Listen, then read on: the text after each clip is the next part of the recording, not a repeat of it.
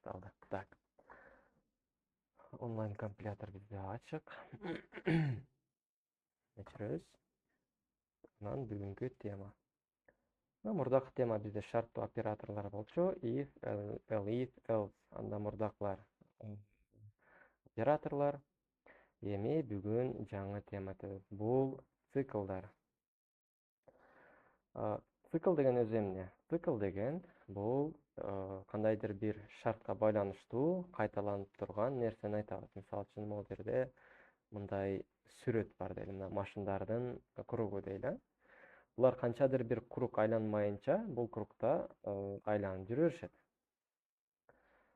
Программированияда дагы ошондой эле нерсе бар. Кандайдыр бир операция бир деңгээлге жеткенге чейин, бир условие аткарылганга чейин ал кайра-кайра аткарылышы бул цикл деп атасак болот. Эң жакшы мисал катары мен мону карадым. Андан кийин биз дагы кандай мисалдар бар? Мисалы үчүн, могул жерде мындай взять тарелку, намылить, поставить, сушить. Вот могул деле цикл десек болот. Бир операциялардын кайра-кайра аткарылышы. Так, биздин планга кирели. Жана биз эмне менен таанышабыз? Биз for циклы менен таанышабыз. Негизи цикл деген сөз силерге түшүнүктүү болдубу?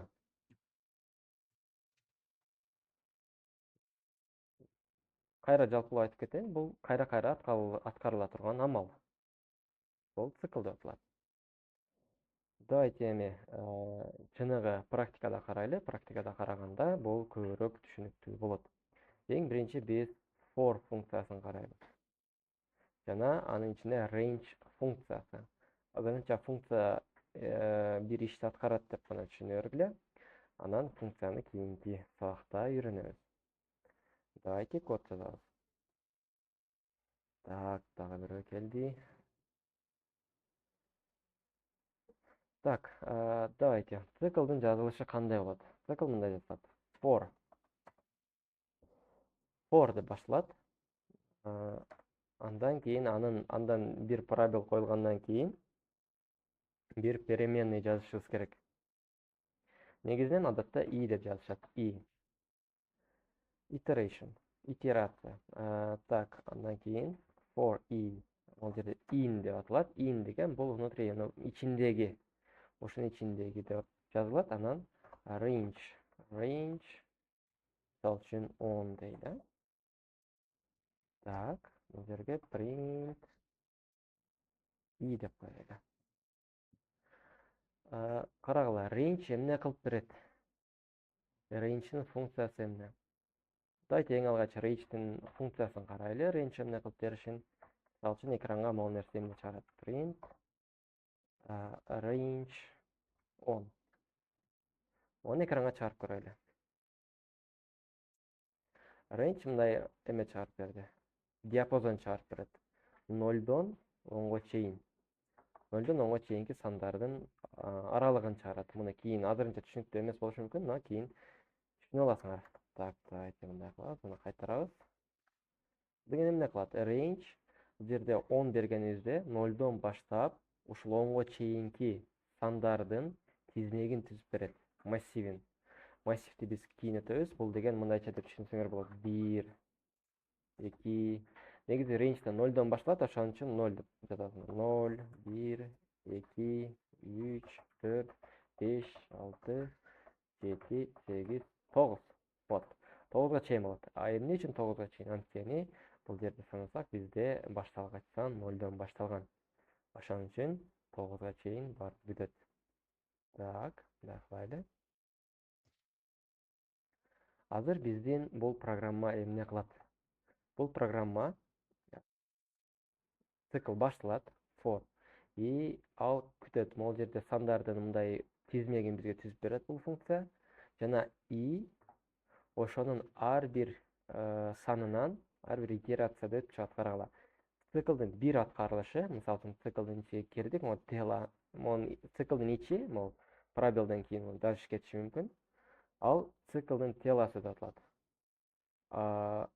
Циклдын денеси десек болот кыргызча. Бул ушундай ичинде бир итерацияда аткарылган нерсе. Эгер биз азыр бул программаны иштетсек, мындай жыйынтык алабыз. Так, карагыла. Сандар мындайга катары менен түшүп калды.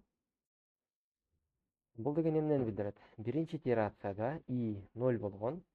Вот. Ал принт менен экранга чыкты. Андан кийин экинчи итерация башталды. Экинчи итерацияда бизге 1 келди.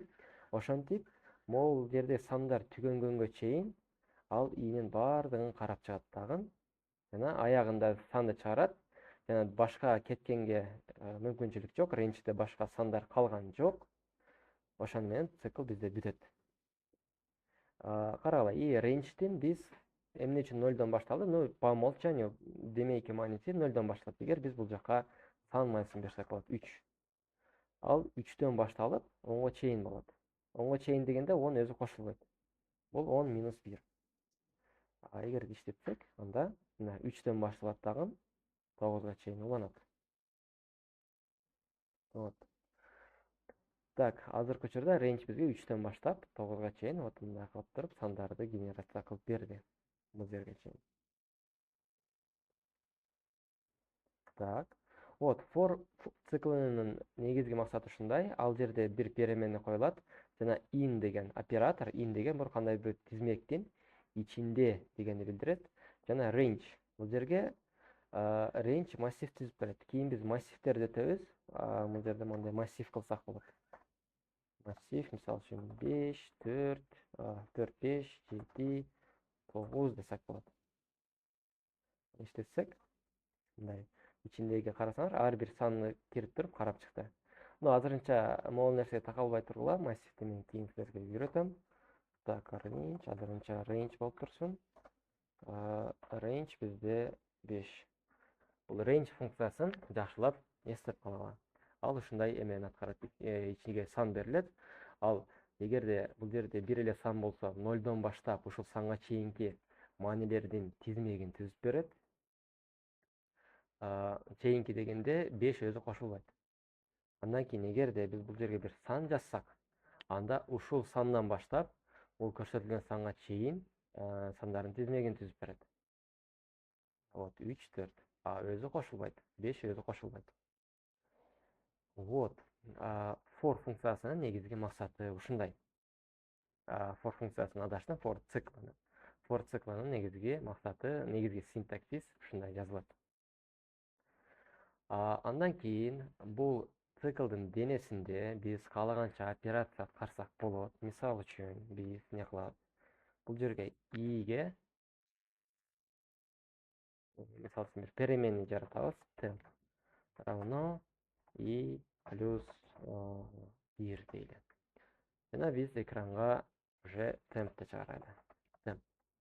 Анда эмне аткарылат? Анда i могул диапазондон кирет, биринчи 3 деген маанини алат. 3. И могул жерде 3 деген маанини алып турат. Андан кийин 1 кошулат ага. Темптин мааниси бизде 4 болуп калат. Жана print бизге экранга 4 чыгарып берет. Кийинки итерация кетет. Кийинки итерацияда и бизде уже 3төн кийинки маанини алат. 4. Бул жерде и 4 болуп калат. 4кө 1 кошулат. 5 темп равно бизде 5 болот. Мына чыгарып көрөлү. Так, иштетсек. Так, вот мына. 4, 5 деген маани чыкты. Бул жерге 2 деп туруп көйтө белгисин койсок болот. Көйтө. Иштетсек. Мынакей 6, 8. Мына маанилер чыгат. Эми карагыла. Циклдын денесинде 2 негизги оператор же болбосо операция деп атасак болот. Операторлор бар. Бул break жана continue. Break функциясы эмне кылат? Break функцияны ошол чакырылган жерден токтотот. Аны токтотуп калат. Эгерде биз карагыла.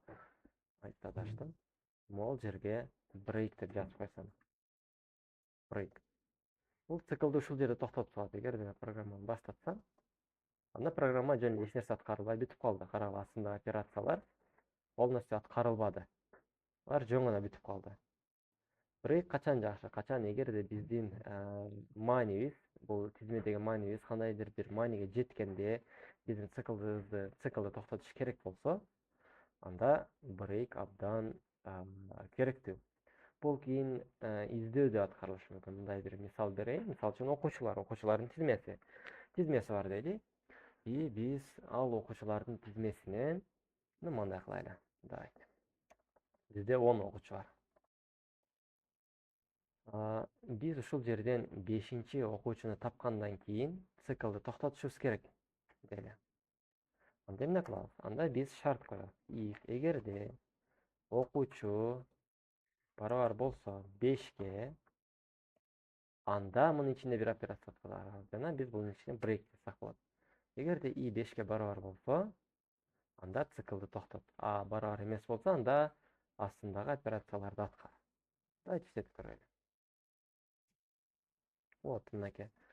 Ал вот и 4ке чейин барды. Вот көбөйтүлдү. Жана и качан 5ке барабар болгондо, могул условия аткарылды дагы. Биз ичинде брейк жазганбыз. Ал брейк функцияны циклды толугу менен токтотуп салды. Дальше кеткен жок. А эгерде биз бул условияны алып турсак, жана иштетсек, анда цикл аягына чейин аткарылат. Мындай болот. Вот. Эми карагыла. Брейктин негизги максатын түшүндүк. Брейк бул циклды толугу менен токтотуп салуу үчүн керек. Кийинки оператор бизде continue деген оператор бар. Бул качан бизге керек? Бул качан эгерде, мисалы үчүн, 10 окуучу бар, биз 5-чи окуучуну эсептебей, калган окуучуларды эсептешибиз керек болсо, анда continue'ну колдонсок болот. Ал continue эмне иш кылат? Continue өзүнүн кийинки операцияларды аткарбайт дагы, кийинки итерацияга өтүп кетет. Мисалы үчүн, могул жерге мен continue жазсам, continue. Анда брейк сыяктуудай көрүнүшү мүмкүн. Бул жерде программа эч нерсени аткарбай чыккандай болду. А бирок андай эмес. Бул жерде continue бул кийинки операцияларды игнор кылды дагы, аткарбай, кайра итерация толугу менен 10 жолу кайталанып чыкты бул жерде. А брейкте кайталанбайт болчу. Биринчи итерацияда эле цикл бүтүп калмак. А continue'да 10 итерация толук аткарылат, андан кийин бүтөт. Болгону continue'дан кийинки келген могул бүт операциялар аткарылбайт. Карагыла, мисал келтирели. Давайте мен муну алайын дагы. Бул жерге коеюн. Мен эмне деп атам? Бул жерде эгерде и равно 5 болсо, бул операцияларды аткарба, а калган учурда аткара бер деген мисал болду. Биз эсептесек. Так, анда карагыла. Мына биринин, давайте мен могул экини көбөйткөндү 1 деп жазып коеюн, чтоб бизге көрүнүктүү болуш үчүн. Карагыла, баары катар менен келатат. 0, 1, 2, 3 и 4төн кийин 6 болуп кетти. Биз могул 5ке келгенде continue кылдык.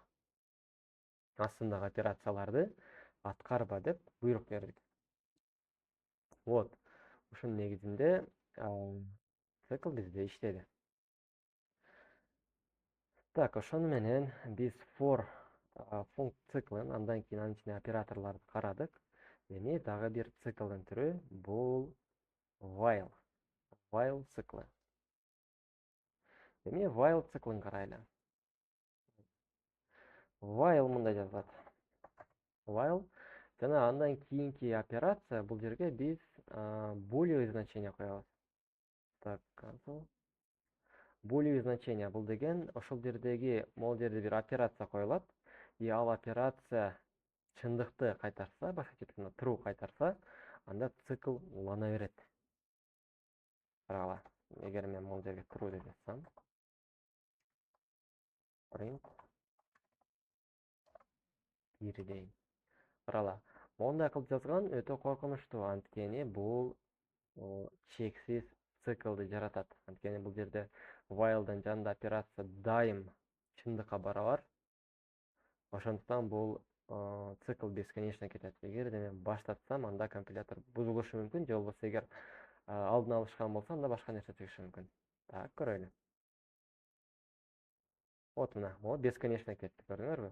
Бул жерде дагы эле чыгып атат. Стоп, программа токтой элек и бесконечно символдор чыгып атат. Силерге бул наглядно көрүнбөшү мүмкүн азыр. Давайте мен мондай кылсам көрүнөт. Print, бул жерге end.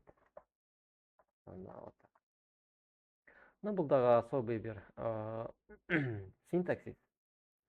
Бул жерде print функция өзү негизи биринчи чыгарган значениясынан кийин экинчи чыгарган значениясына перенос строка кылат. Мындайча айтканда, бир строканы берге жазды, кийинкисин берге жазды. Так, 3. Кийинкисин бияка жазат. Кийинкисин бул жака жазат. А эгер мондай кылсам мен, мындай значение кылсам, мындай операцияны койсом, анда мындай кылат. 1, кийинкисин бир пробел коюп турган жазат. Мындай кылып жазат да. Ошон үчүн мол end равно бул нерсени кое атабыз. Так, эгер баштатсам карагыла. Мына карагыла. Бир мондай болуп кетти, көрдүңөрбү? Бесконечно кетти. Эгерде силер муну локальный компьютериңерде запуск кылсаңар, анда компуңар катып калышы мүмкүн. Анткени бул жерде бесконечный операция аткарылып атат. Давайте биз аны токтотобуз. Андан кийин карагыла, эми бул жерге кандай условия коюш керек? Бул жерге мисалы үчүн i'ни коебуз, карагыла. i деген переменный инициализация кылабыз. И анда 0 деген значение болот. Анан биз бул жерге условия коебуз. Эгерде i чоң болсо, жок, чоң эмес, кичинекей болсо, 5тен дейли. Анда i'ни экранга чыгар дейли. А эгерде биз азыр ушул бойдон программаны иштетсек, анда эмне болот? Анда карагыла, бесконечный 0 кетти. Анткени и чындап эле 5тен кичине, и значениясы 0, и ал вечно 5тен кичине болот. Ошондуктан бул программа вечно аткарылат. Токтотобуз аны.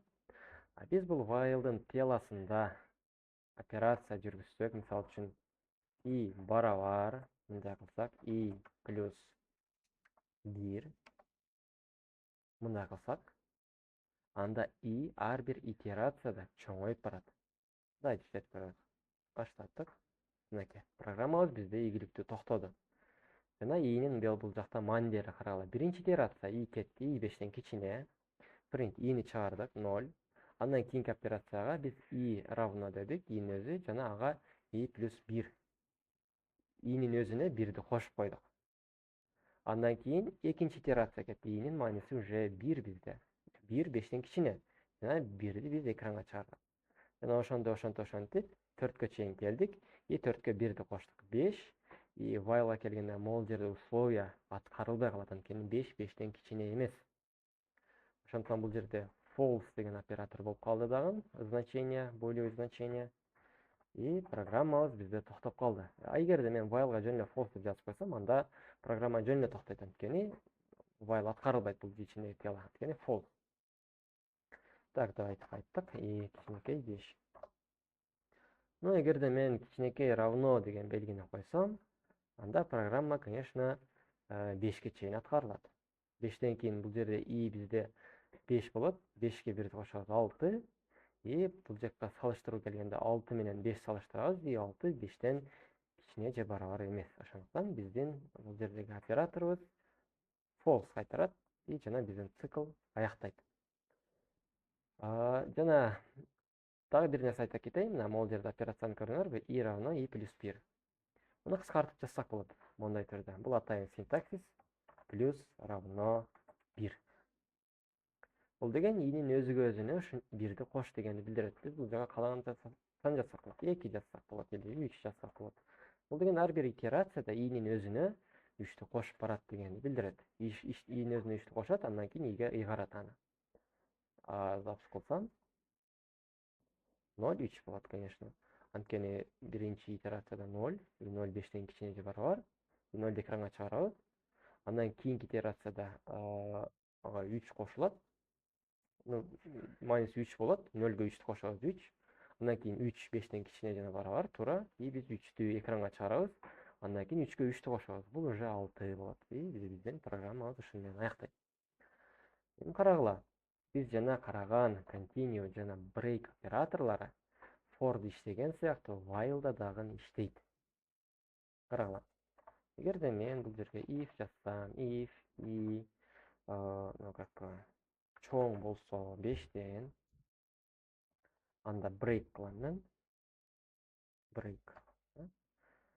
Потом print бул жака i'ни чыгартам and ортартам. Потом i плюс равно 1. Карагыла, бул жерде не койтам? Эгерде i 5тен чоң болсо, анда циклды токтот деген команда койтам. Break, циклды ушул жерден токтотуп сал деген нерсе. Баштатсам, мына карагыла, мына i 5тен карагыла, i 5ке чейин барды. Кene бул жерге 5 келгенде бизде break деген эме чыкпайт. Анткени 5 5тен чоң эмес. 5 5ке барабар. Ошондуктан бул условие аткарылбайт, false кайтарат. Андан кийин бизге 5 экранга чыгат, вот акыркы значение. Андан кийин 5ке 1 кошулат, бул 6. И 6, конечно, 5тен чоң. Бул жер true кайтарды дагы. Биздин циклыбыз бүтүп калды. Жана continue тоже ошондой эле иштейт. Continue. Бул жерде уже биз эме кылайлы. Ну, равно койсок жакшыраак пример болот. Эгерде мен баягыдай эле условие менен калтырып койсом бул жактан, анда break сыяктуу эле иштеп калат. Анткени 5тен чоңдордун баарын игнор кылып карагыла.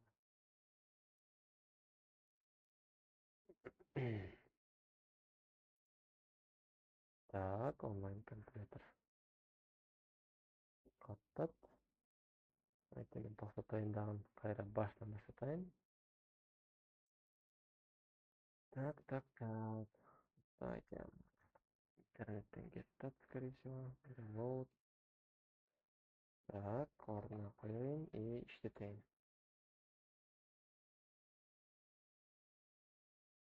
Ай, так. Давай, давай.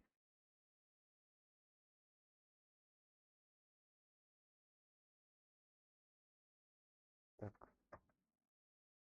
Перезагрузка. Reload. Так, интернет менен начарга. Скорее всего, отно эми иштеди. Так, кана. Иштетейли.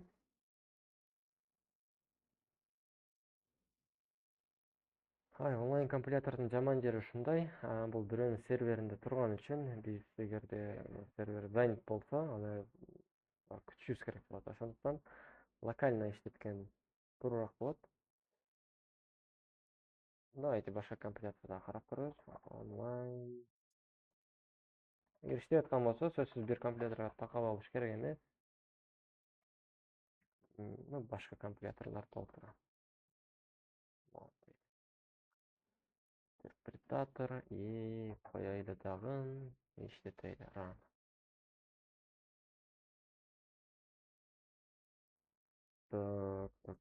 Так. Менде баардык компиляторлор иштебейт. Ну да. Карагыла, бу жерде бесконечный цикл болуп кетет экен. Эмне үчүн? Так, мындай кылат. Силерге көрсөтүп берейин, бул эмнеге токтой атканын. Себеби и 5тен чоң болсо, ну continue деп атат. Деген и эч качан чоңойбойт дегенди билдирет. И 5тен чоңойбойт. Андан кийин ошондуктан бул жерде и дайым 5тен кичине болгон үчүн, ну как бы бесконечный цикл башталып кетет. Давайте биз муну башкачараак кылайлы. Бул жерден эгерде continue деген маани бул жерге койсок, азыр могу жерге коюшубуз керек, муну үстүгө коюшубуз керек. Биз болгон print чыгарбайбыз, Ctrl-X. Вот так. Эмнеге мындай болду? Анткени, эгерде биз continue кылсак, конечно, ignore болот астындагы операциялар.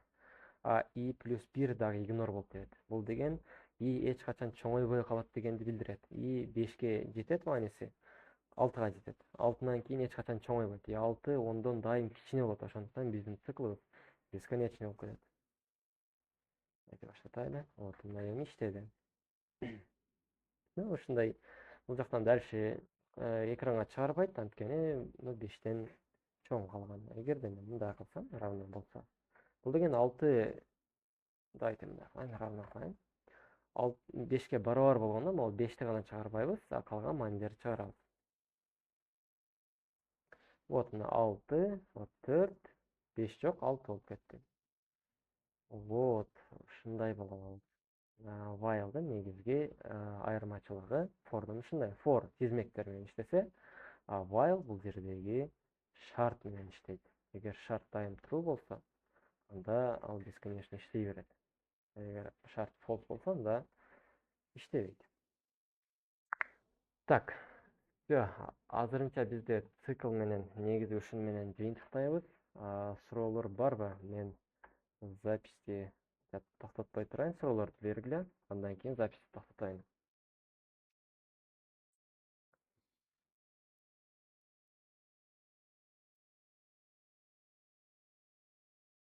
Суроо жок. Так, давайте мындай кылабыз. Бир реалдуу маселе алып көрөлү. Цикл менен кантип чечсе болот дегенде, э? Бул баягы эле маселе болушу мүмкүн. Азырынча менин оюма эч кандай бир жакшы мисал келбей турат, но карагыла, мен тапшырма берем. Тапшырма жөнөкөй эле болот, анткени биз азыр циклдын башталышын кылдык. Бул болгону ушул эле 3 операцияны колдонуп, бир код жазуу болот. Ошондуктан силерге кыйын болбойт деп ойлойм. Так, анда эгерде суроолор жок болсо, мен записти токтотуп жатам.